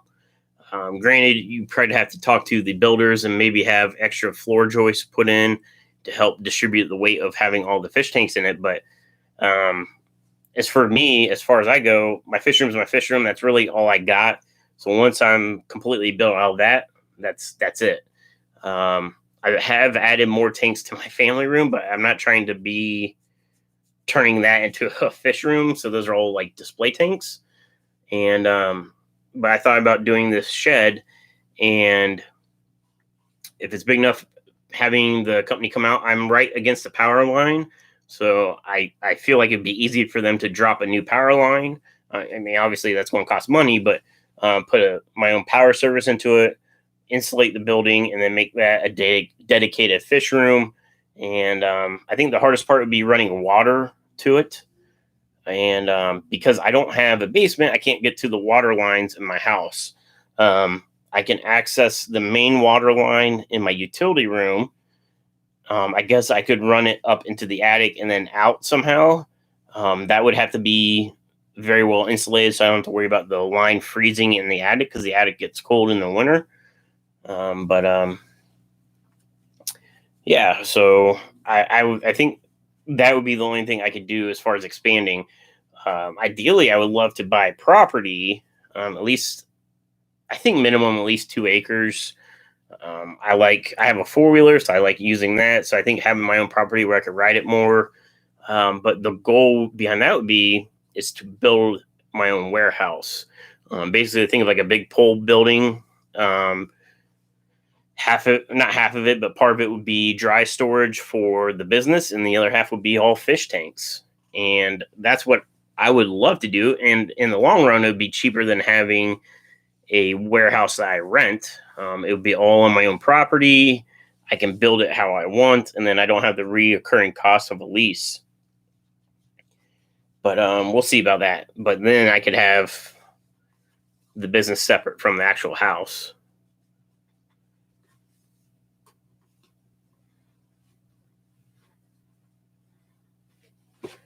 Select Pet says tank here costs, say, let's say $30, and oil heater is $100. So 4 tank heaters will pay for the oil heater. Yeah, that's the other thing. I didn't even think about that. So just the cost in the heaters. I was thinking the cost of running the heaters, but you are correct. Just the cost of buying heaters. It's more cost efficient just to heat the room.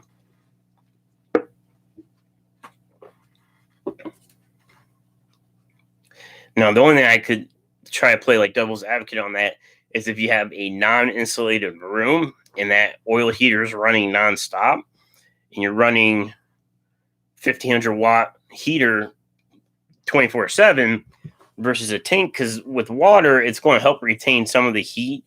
So that 100-watt heater might kick on, let's say, for 5 minutes, and it might kick off for 5 minutes. So it's constantly cycling, but it's not running full bore 24/7. But if you're doing this in your basement, like, you wouldn't have an issue. I was thinking maybe you had like a shed that wasn't insulated, then it might be an issue.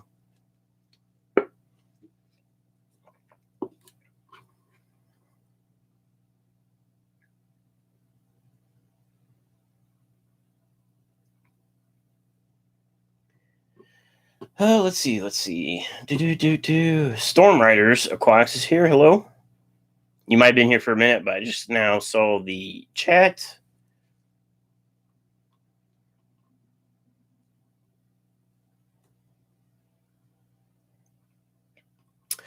Storm Rider says I'm dealing with phone problems, and Metro by T-Mobile giving us a hard time switching to Boost Mobile.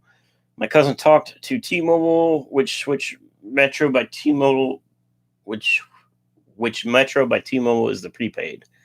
I never dealt with either of those. I've had friends that have had T-Mobile, and my experience with talking to them, at least in here where I'm at in Ohio, T-Mobile service hasn't been the best. I use Verizon, and where I'm at, they have really good service. And then if I didn't have Verizon, I would probably have Sprint. But I've had Verizon since, I don't know, 2006 maybe, and haven't had an issue. They're not cheap. I'll give you that. They're not cheap, but I haven't had any issues as far as service or anything like that. The only downside is, and it's not just Verizon, any carrier, is where I work. It's like right on the edge of a cell tower, and then we're in a steel building. We don't have windows, so reception inside the building is terrible.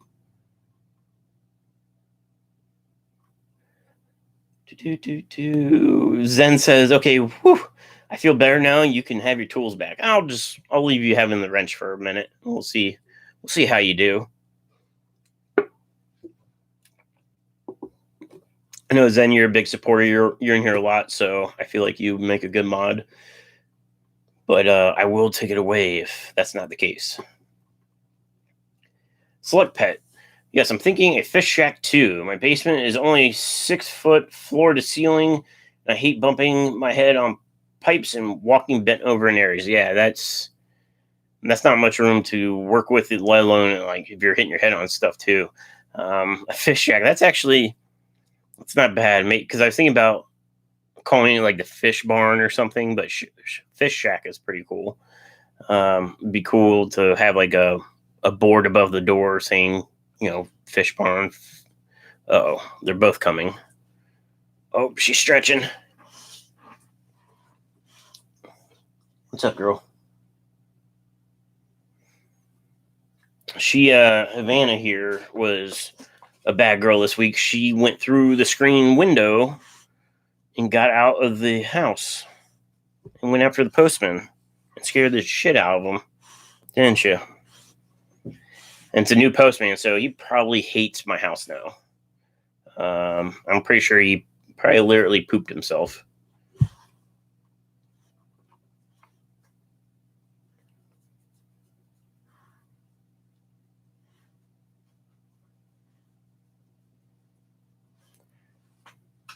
The Queen YouTube channel has a lot of bouncers.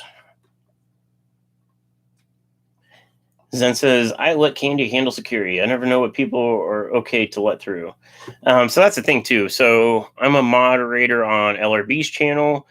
He allows basically everything. He doesn't censor anybody. The only time anything gets censored are actual trolls. I think I'm a mod on Haley's channel. Like, there's really never issues on there. I'm also a mod for Ohio Fish Rescue, and they were having huge troubles with trolls, so that all gets moderated. Other than that, I let pretty much everything go. But I noticed last night in their live stream, a few messages were getting blocked by other mods for stuff I wouldn't personally block, like they're blocking people for language, which, if you guys know Ohio Fish Rescue, they're very down to earth. They're rock stars in their own right. But like, I saw one of the messages got blocked. Somebody said something like, "You kick ass," and personally, I didn't think it was a reason to be blocked. But another mod thought it should be blocked. But I disagreed. But the mods are chosen for their ability to moderate, and so I'm leaving them to that. But yeah, the only time I step in is when it's blatantly attacking somebody or very offensive, and we just don't need that in the fish community. There's no reason to be attacking anybody or dropping F-bombs and stuff like that in chat. But so you can tell I'm behind on the chat, but I just saw Zen said, "Uh-oh, did Steven just put me on mod probation?" Yes, there's always tryouts.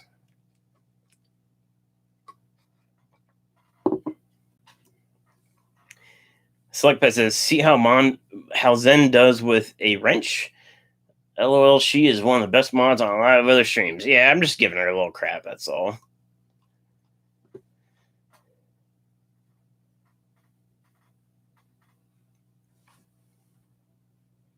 I just try to copy Candy, but I do actually enjoy helping. Makes me feel useful. Yeah, so I mean, I appreciate anybody that's a mod here or a mod for anybody. Honestly, it's some channel. I feel like I do okay at OFR because I'm usually always home at their 7 o'clock time. LRB, I'm kind of hit or miss because the last few months I haven't been in his live streams as much, mainly because I'm asleep by then now. The business is ramping. I went through some analytics and reports, and the business is growing, which is great. I think a lot of that is from advertising and stuff like that. And I'm just staying busy, and especially now with asking feedback from the community of what kind of products you guys want to buy. Basically, I'm doing all this research, and it's keeping me busy to where I feel like I'm an old man going to bed early, but when his live stream hits at 9:30 ish, I might join for a few minutes, and I'm usually passed out. And the dogs wake me up every day at least by 7. So maybe 10 years ago, I'd be all right with staying up till 3 a.m. and getting up at 7. But now I don't function that well. My screen, it's making my eyes look like super poppy, this light. That's why I was asking earlier about if the quality seems any better. I don't know. It just seems better on my screen. What I don't like about this is that this camera is 1080p, but I believe YouTube Studio only allows 720. I think. I was using the Streamlabs OSB, which will allow the 1080. But I was just having so much issues with streaming that it's just easier to use the YouTube Studio. And it's super easy to use, and that's why I've been doing it. But OSB allows me to do more stuff. I can put stuff on the screen, and I hope the YouTube Studio gets to that point where they have more features in the studio, and that way I don't have to use other stuff. And then I'll use StreamYard if I do a collaborative with somebody else, like if I want 2 people on here.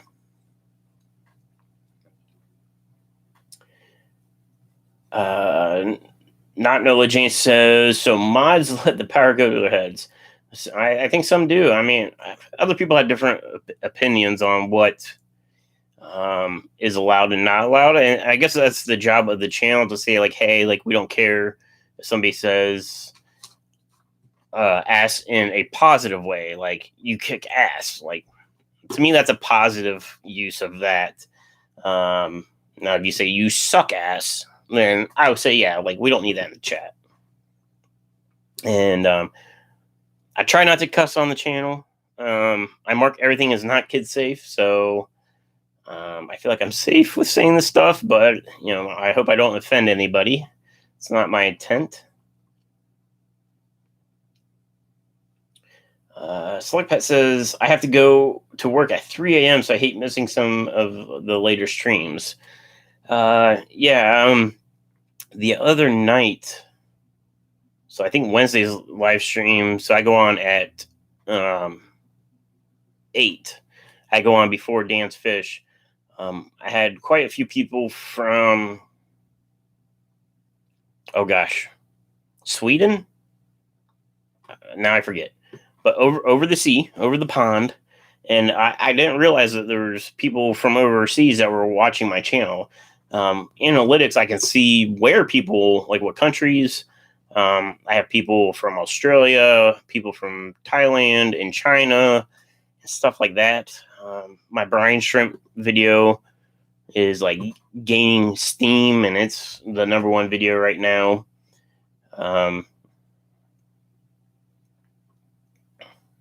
William's from Sweden. Okay, so yeah, it's way later there, obviously, in Sweden than here in Ohio.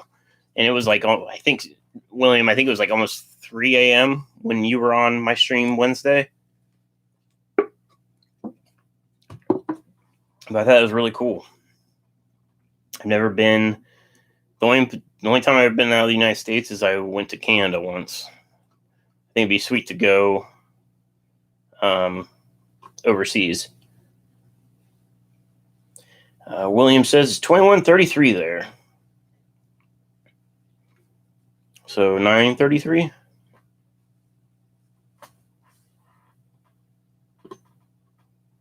That's right. William said, yeah, with Mickey M. That's right. I'm petting Havana right now. She is, once you start petting her, you can't stop. You stop and she just looks at you. I stop and then she's up like, hey, keep going. Let's see. Chewy says, I can understand the language issues with bigger streams, especially in the fish hobby, as children do get into them. Yes.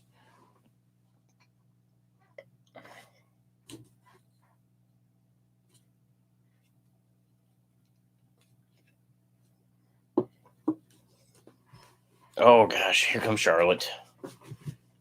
I was gonna say she's just out of view, but got Havana on one side and Charlotte right in the middle. They're spoiled and they're jealous. William says 9:33 p.m. I assume. Yep, that's 2100. Chevy, we had a Pity Lab mix that did the same thing to our cable guy. We found him on the corner of the fence, carrying the dog barking straight for 5 minutes.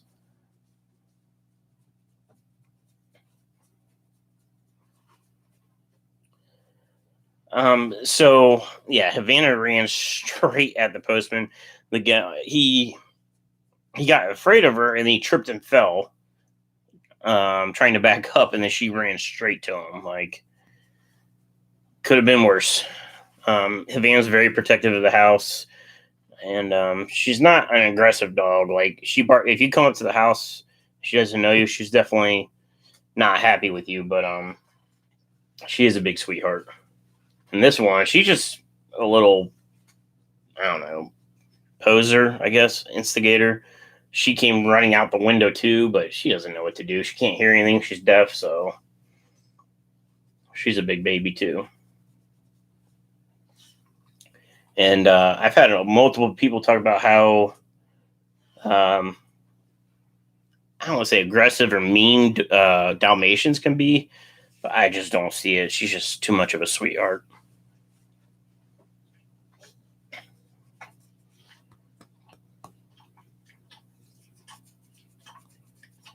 All right, where are we at?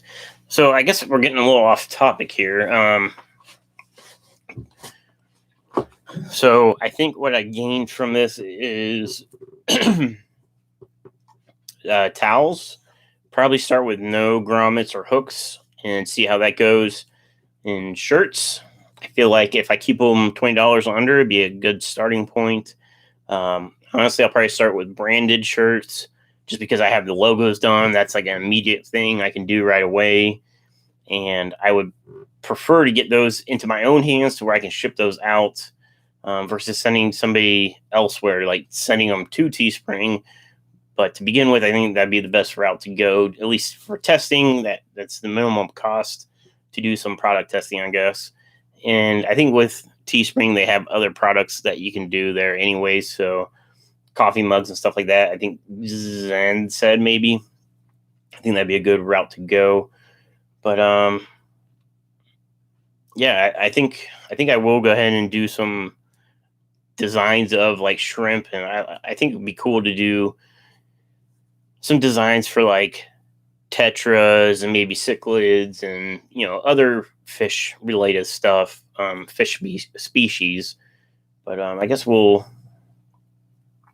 see about that. Not know what Jane says. Priscilla is making shirts. Yeah, so I think it'd be cool to have more apparel. Honestly, my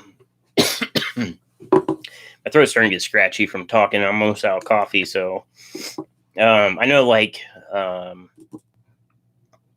Joey has his own apparel, his own brand, the like Arowana shirts and stuff like that.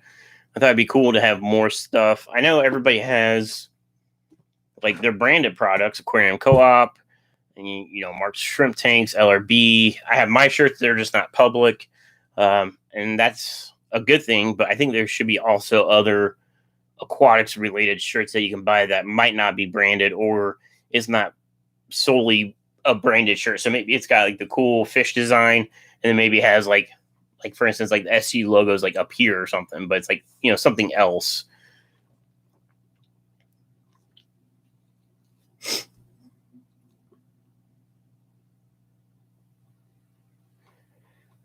Is there anything that could hang from a rear view mirror or stickers for back windows? Anything to promote your logo and channel name when people are parked outside Petco or whatnot?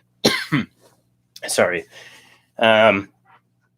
So rear view mirrors probably not, because I don't know about other states, but in Ohio it's illegal to hang stuff from your rear view mirror. You can get away with like parking passes as long as they're small, but anything that can block your eyesight is technically illegal. So people like hang the fuzzy dice and stuff like that is illegal. I could do like vinyl decals and stuff like that you could apply to like the bumper or like a window. I don't know how popular that stuff is because I don't personally try to run like bumper stickers on my own vehicles because I just don't like it. SC Aquatics air fresheners. That may be popular with even fish rooms. I don't know.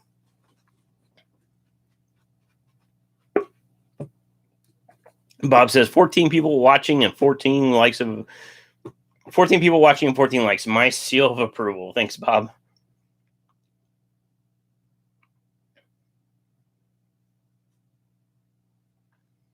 Chewy says, I do not do brands anymore. We have had to wear a product shirt. You're beginning to realize that you're a walking billboard.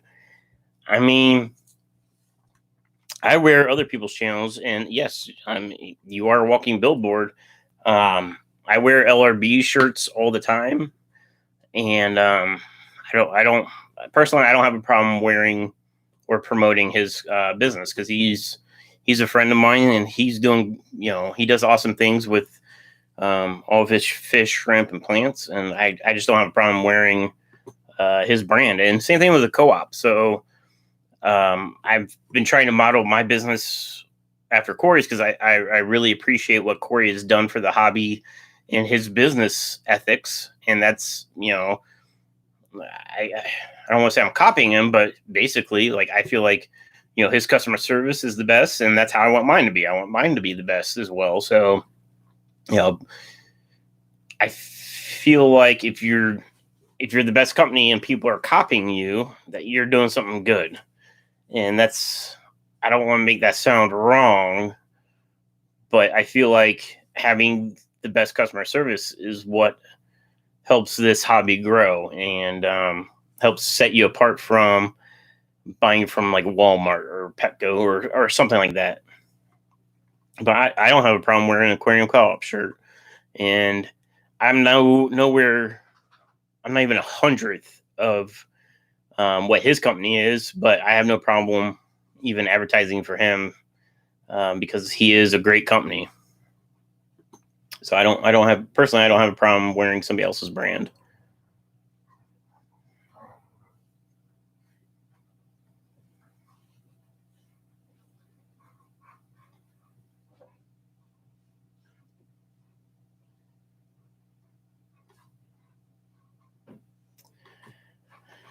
Chewy says, would you walk around with a McDonald's shirt on? Personally, no, I don't wear any restaurant shirts because that's not what I'm into. I'm into, I wear Snap-on shirts because I'm into cars. I wear Snap-on shirts. I wear Mac Tool shirts. I have Cornwell shirts. I wear Audi shirts, and I work for Audi. I wear BMW shirts. I think it's, if I'm into it, I'm into it, and I wear it. And and like I said, I wear competitor stuff. Technically, I sell plants, and LRB sells plants. You could look at it as that's a competitor, but I really love what he's doing, and I have no problem advertising. If you're not buying from me, buy from him. And yeah, I have no problem supporting other channels. But it'd be like saying, like, would you wear a Dora the Explorer shirt? No, it's just not what I'm into. Would you wear a Dunkin' Donuts shirt? Yeah, I would, because I love Dunkin' Donuts. I have no problem with that. Zen says, Snap-on shirts, is that like Dickies? So Snap-on's a tool brand. Snap-on tools. They're expensive. Very expensive. They're very high quality. They're typically only used in the profession because they are so expensive compared to like Craftsman, like Sears or Harbor Freight. But they're like very high end quality. And Bob says, "What's wrong with Dora?" There's nothing wrong with Dora. It's not what I'm into, so I wouldn't be wearing a Dora the Explorer shirt.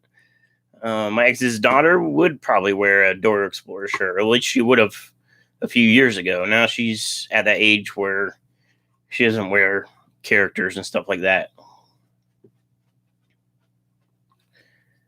William says, if you can read this, buy fish at SC Aquatics bumper sticker. That's funny.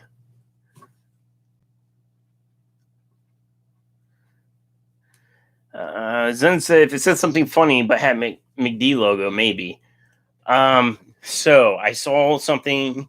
I think it came across, like, like when you're on Facebook on mobile, you'll get those like random videos pop up, and then I get suckered into it. I see a video I like, I click play, and I'm just watching it real quick, and then they like autoplay the next one, and then I get suckered into it, and the next thing I know, 20 minutes later, I'm still looking at these videos. This mom was recording her son. His son went to school with a McDonald's logo shirt, and it said, like, it was the McDonald's logo, and it said, "I'm loving it."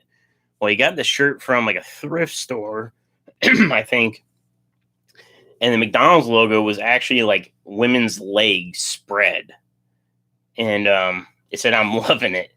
And he wore it to school, and if I remember right, the mom was like, "What'd your teacher say?" And nobody even noticed what it was. They just saw the red shirt with the yellow M, which is the McDonald's arches, and it was pretty funny. Like something like that. I mean, I probably wouldn't wear it, but I mean, it's not my taste. But that, if you're talking like a McDonald's style shirt, maybe I'd wear that. Maybe 10 years ago, but not so much now. And that's like the spinoff of like shirts, like the Netflix shirts, where it's like the Netflix logo, but it's the Netflix and chill. I've seen those out in public.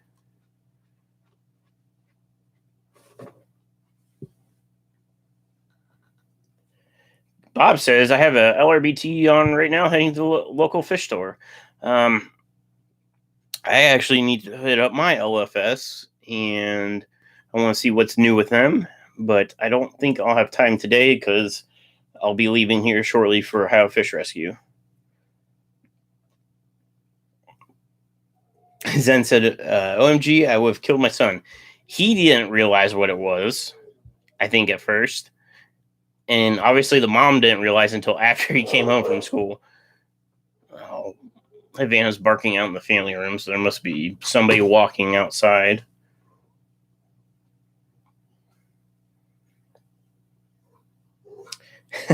Zen says, I know what Bob's getting for Christmas. Some Dora gear.